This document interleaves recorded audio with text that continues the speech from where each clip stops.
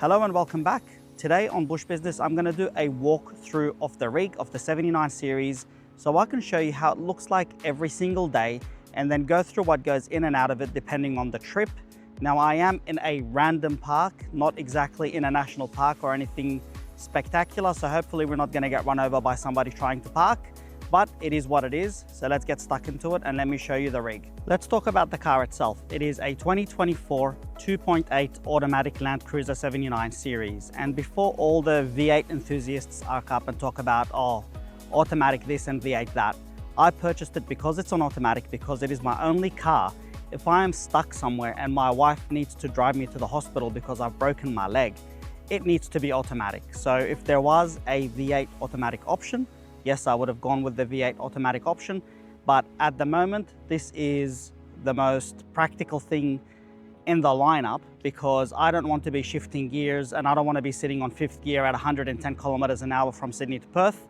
But at the same time, and most importantly, like I said, if I do break my leg, if something happens to me, if something happens to one of my kids and I need somebody to drive this car out of an emergency, take me or the kids to hospital, it needs to be something everybody can drive. Not that I have let my wife drive it yet because I think she will kill somebody, but we'll have another episode about that anyway one day. But that's the car itself. Let's now go and have a look at the setup from the outside first, and then we look at the canopy and the inside. All right, so starting off right from the front is an off-road animal bull bar. And the reason I chose this bull bar is because it was the best looking one at the time when no bull bars were really available from anybody else. Also, other than the fact that I really liked the way it looked, when you add into it that it has the recovery points and the bash plate, it ends up being much cheaper than ARB, and I like the way it looks more than ARB. Over here, right underneath the number plate, is a worn winch. Now, I have not used the winch. I'm not planning on using the winch unless I have to, but because I'm always alone, if I am stuck somewhere, I need to be able to get myself out. So it's something that I would rather have and not need, rather than need and not have. It's a little bit of an insurance policy, and it's not just for me to get myself out of a bog, it's also for me to move things out of the way. So imagine if I'm going from A to B, like what I did with Queensland when I went to the Brisbane 4x4 show and we had to detour due to the cyclone. If there was a fallen tree and I needed to pull it out of the way, at least I have the winch. And finally, on the front, we have the Narva Spotties, which again, it's something that you really do need in the middle of the night, especially if you're driving somewhere really dark, and the GME radio. So these are more like safety precautions. I don't want to hit a kangaroo in the middle of the night and be stranded in the middle of nowhere. I don't want to be stuck and needing help and not have a radio. I don't want to be bogged and I can't pull myself out with a winch, and I need to see where I'm going. So it's all about practicality and safety right at the front. Up top, there is a Safari snorkel. Now, I did purchase this with the thinking that it's going to save me some petrol and also give me some horsepower, but look, it hasn't really done that, but it does look pretty cool, although it takes away the nice sounds that the factory intake has. I have been in water pretty deep and I have had water go into the airbox just a little bit of mud in there. So it does kind of add that a little bit of insurance policy when you do go deep, but I mainly did it for looks and performance, and I like the way it looks. And performance has not been quantified, so I never tuned the car or had it on the dyno before the Safari snorkel, so I can't really tell you if it made more power, but now it's on there, I like it, it is what it is. Would I have been happy keeping the standard snorkel? Absolutely, I would have been happy, but again, if I go through a deep water crossing, it is a bit worrying that I had mud go into the airbox. So that's that. Rhino Rack Pioneer roof rack, which I use a lot. Kick-ass shower tent, we'll talk about that later on. Some recovery tracks, and a Starlink up the top, which is a must-have if you're running your business on the road. The roof rack I got for a few reasons. The first one is to free up space from my trundle drawer at the back in the tray. That was carrying my recovery tracks and I needed the space. It's there to hold the kick-ass shower tent, and look, it looks cool. A 79 series without a roof rack is a bit ugly. It has added no noise. It's probably ruined the fuel economy a fair bit, but it is very practical for the Starlink, when I carry a swag, when I need to go camping with the family, the recovery tracks, the shower tent, and the lights, which we'll talk about later on. Moving towards the rear and the expensive part of the fit out is a Norweld Deluxe tray and compact canopy. I'm pretty sure it's a deluxe. Correct me if I'm wrong, Norweld, but Anyhow, this is one of those things where you pay once and you cry once.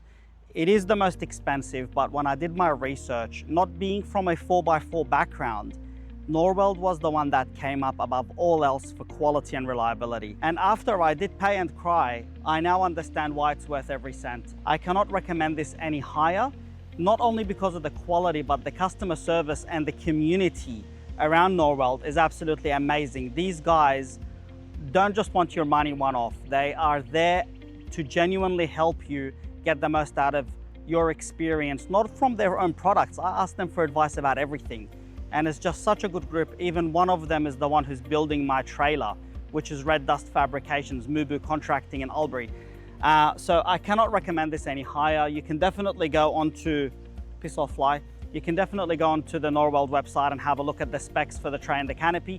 But this is what I have, and I on purposely chose a canopy that is empty on the inside because I needed the flexibility to carry whatever I wanted to carry. Again, like I said at the start, this is not a touring vehicle, dedicated touring vehicle. This has to carry stock, it has to carry furniture, it has to carry bicycles, it has to carry all kinds of stuff, banners, everything. So it has to be an empty box. It cannot be something that is permanently kitted out for traveling for the moment. Now, when I do get my trailer, that might change, but at the moment, this has to be an empty box on the inside, which is not so empty, and as you'll see when I open it up. Up on top, I have an Ocamp tent, and the reason I have this tent is a few reasons. First of all, they're local to me. They installed it. Granted, the first time they installed it was loose and they could have done a better job installing it, but as a tent itself, I have camped in this thing many, many nights, and I am the rain bringer. I'm always camping in the rain for some reason, and it has never leaked and I've never had a problem. So I cannot recommend these any higher. The trailer, I went a different path. I didn't get Ocam, but for this one, I've had no problem at all, especially for the price you pay. It is such fantastic bit of gear. I cannot recommend it any higher. These extendable latches for the ladder, they're not Ocam standard. They're something I purchased aftermarket. And the reason is it's to clear the ladder when I go on the side, because of the 270-degree awning, you can't climb through from the back. And also I use my trundle tray as a table. So the only way to get in and out of the tent, if I am fully set up, would be through the side. So you definitely need these, and you can find out more about them on the IGL Coatings YouTube channel, where I made a video about it. Perhaps I'll transfer the video to this channel, but at the moment that's where you find it. Hardcore lighting that I just added, and I wired it all in myself. Really good bit of kit, can't really complain. It's not too bright, but at the same time it does the job at night. And the kick-ass shower tent, look, it is cheap, it is flimsy, but it does the job, and perhaps I'll upgrade to something much better and stronger in the wind. But it's been there for a year and a half and it does the job really well. No complaints there with the kick-ass. Straight to the back, I have a crash bag, wheel bag. You need to have a wheel bag. I thought that it was just for looks, but it is the most practical thing you'll add to your LandCruiser or any 4x4. It's got my sunscreen, it's got my mosquito repellent, it's got my washing stuff for my hands. Use it obviously as a rubbish bag. It's got the tarp. It is seriously the most practical thing you can add. You have no idea how much you will use this thing, always. And a Norweld jerry can for diesel.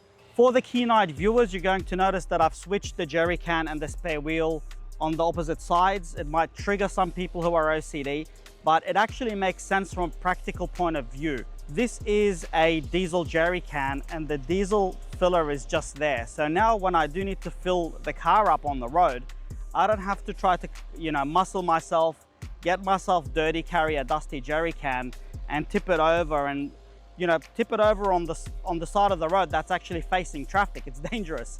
So what I do now is I can just open this up, put the fuel jiggler or a spout or whatever you want to call them, and fill the car up and leave the jerry can here when I'm filling up until right towards the end when you only have a little bit left and you can just easily pick it up and pour it out.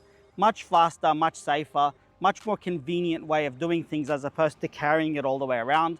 Now, if you are using this for water, obviously I wouldn't recommend you use the diesel jerry can for water, but you can buy yourself a water jerry can from Norweld.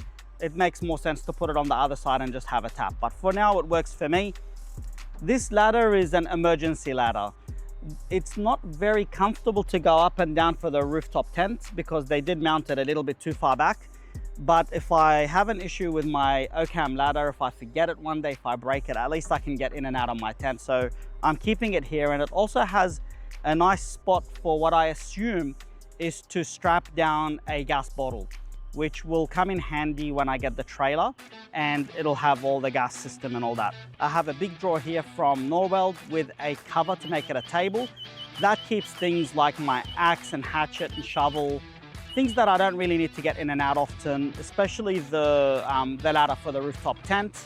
In terms of the toolboxes, one side has my recovery gear and the other side has my inflation and deflation equipment, as well as the straps and the tie downs for the awnings and so on.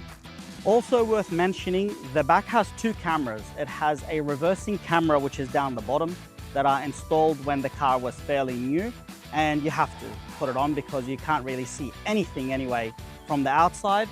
And it has on the other side over there a camera that is connected to a rear view mirror / dash cam. So now at least I can see who's behind me, and I have recording front and back, which I think is very important on Sydney roads because you never know what idiot you're gonna come across.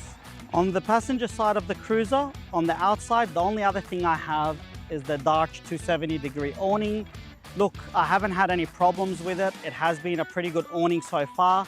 It does feel a little bit flimsy in the wind, but 18 months plus and never had an issue, so can't really fault it other than the LED wiring is a little bit flimsy, but it still works. And if you have as many lights as I have, especially in the canopy, you end up not really using them. The last thing on the outside that I want to talk about are the MSA towing mirrors, which I had to get for the upcoming trailer, but having driven the Cruiser so many times on so many trips, the standard mirrors are horrible, not because you can't adjust them, but when you go past a truck or some strong wind, they do tend to fold in.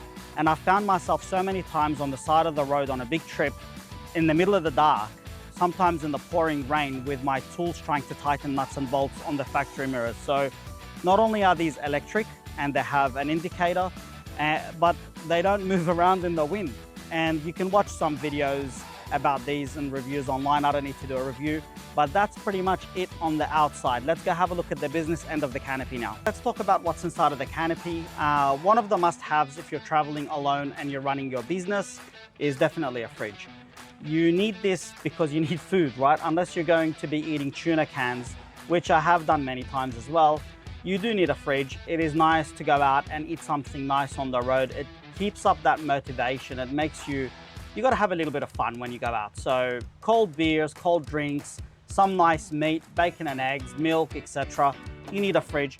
This is a King's fridge on a King's slide, nothing fancy. I think all up it was like $450, and I mounted it on some wood.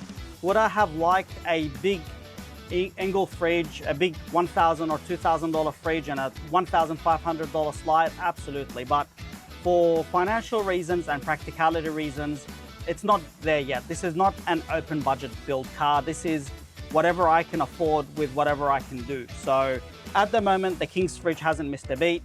The slide is okay. It hasn't had a problem yet. And yeah, my wife struggles to have a look inside it. Even I can't have a look inside it. I'm not the tallest guy in the world, but I can just use a step, or I can just reach in and whatever drink you grab, you kind of drink. Over here is an XTM drawer. This is a recent addition. It's only about a week old, but I really needed it on my last trip, and especially to carry things like camera gear or even use it as a pantry. So this is not set up permanently for anything. Depending on the trip that I go on, it's going to carry whatever I need, whether it's my laptop, whether it's clothes, whether it's a pantry, whether it's my camera gear. It just depends. There's nothing permanent in there, and I do have the top for it as well, as you have seen in my previous video. Let's talk about the electrical system now. And look, it is an iTech World battery box and inverter. It's not Red Arc or something amazing. Like I said before, it's what I can afford at the time that I needed it. So it's 18 months old. It hasn't really had any issues at all. It's working fine, knock on wood. It does have a solar panel up top that's stuck onto the rooftop tent. And from driving it and from parking it in the sun, it's kept the battery full. I've never ran out of charge on this thing. It just does the job. So the fridge is always on. I never turn the fridge off unless I'm cleaning it and drying it up. But it does the job charging the laptop. It does the job running a coffee machine. We've ran air fryers with it. It just works. And because it's working, it's not going to get replaced until it dies. three more things up the top. The Travel Buddy oven, or the kick-ass travel oven, is one of my favorite things in this thing. I use it for pies, I have used it for lasagna, I have even cooked raw chicken in it, chicken Maryland, and it is really, really good. But be careful because the heat is not distributed evenly, and you can definitely burn some stuff, as I have, and it stinks up your canopy and your sleeping gear if it's in there. But anyhow, not to digress, travel oven is all wired in and fused. Everything is wired in and fused, but definitely recommend it. Norwell shelf up here, and that has my first aid kit. It also has my cutlery, my cooking stuff.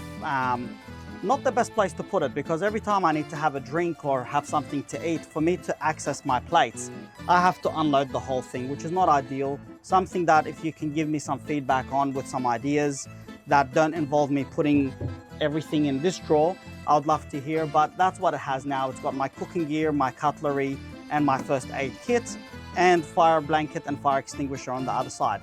That's pretty much the canopy on the passenger side. This is the business end. This is where it all happens. Everything needs to run out of here. The other side is an empty box. It does have a tub in there at the moment for firewood, which I can't be bothered taking out because I'm going camping this weekend with my brother and my brother-in-law. But it's left open and empty for a reason, and that's to carry stock and carry things I need. I have the front runner Wolfpack boxes, I think they're called. I have 6 of them, and with some tie down points, they're absolutely spectacular because you can fill them up with whatever you need depending on the trip that you're going on. So it gives that versatility and flexibility. And I have decided to mount one of those boxes here with these tie downs, and that's going to be my dry food basically. So if I'm on the road and I need to grab myself a packet of noodles or whatever it is, I need to grab myself whatever doesn't need to be refrigerated, I can easily unstrap it and get my food out instead of having to unload half the car, which really came in handy when I made myself a coffee on my last trip. The coffee was in here. I didn't have to unload the whole thing to grab myself a coffee. Finally, on the inside, and hopefully you can see me because the sun is definitely pointing the wrong way, I have a Ronnie Dahl armrest, which is done okay for what it costs. Definitely going to be replaced with something a bit better, a proper armrest. The biggest problem with it is when you close the door, it just goes flying out, and the foam has really compressed to the point where it hurts my elbows.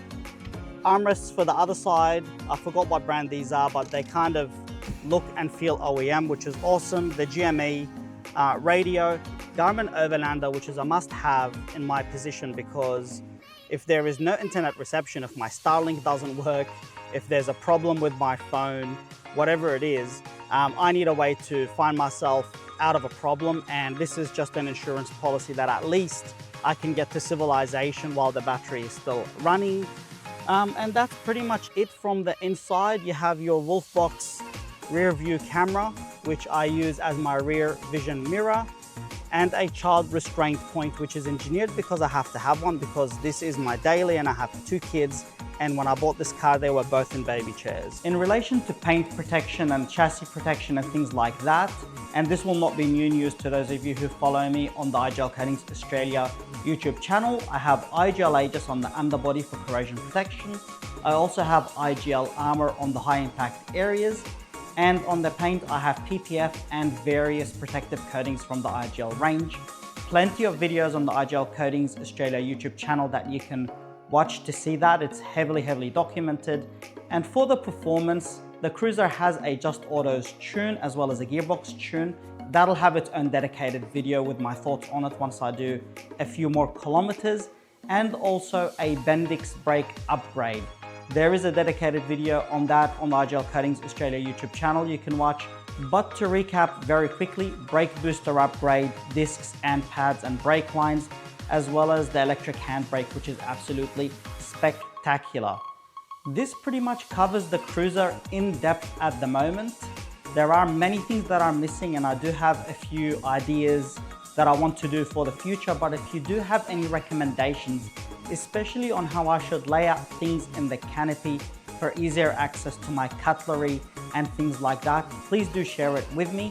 And if you do have any other suggestions on what I should be carrying for bush business in the Cruiser when I do my trips, please also let me know. There will be a dedicated video for the trailer that's coming up when I do pick it up. So hopefully that's not going to be too long from now. But otherwise, thank you for watching. Looking forward to hearing your thoughts in the comments section, and please don't forget to subscribe.